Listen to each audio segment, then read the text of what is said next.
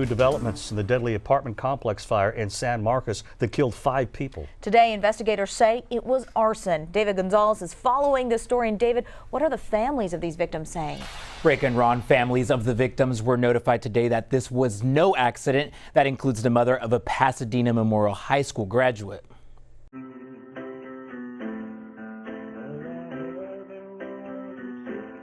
Playing the piano and singing Leonard Cohen's Hallelujah is how Gina Ortiz fondly remembers her son David.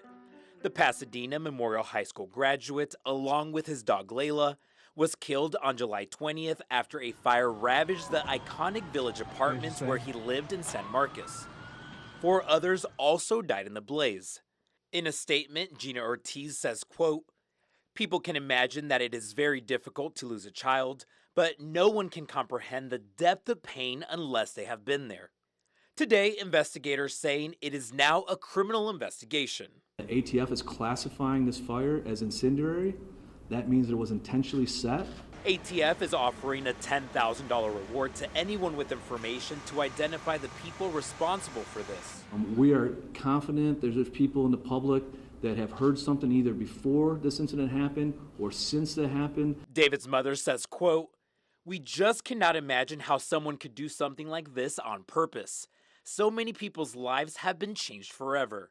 His death is a loss not only to our family, but to the whole community. Nothing will ever bring him back to us, but the person who did this needs to be brought to justice." Investigators know the details of what happened, but aren't releasing that information yet. So that at a time when we do develop a suspect, only that suspect knows how it was set and the investigators. Gina Ortiz says, quote, "Someone knows something about what happened that night, and all the families of all of the victims deserve some closure. If you know something, please don't be afraid to speak up."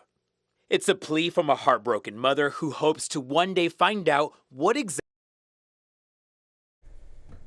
And officials have determined smoke alarms that were present could be heard going off, but they cannot specify how many were going off and when anyone with any information actually can call authorities to offer their help. That number is 1-888-ATF-TIPS. Ron? David, let's hope those families can get some closure.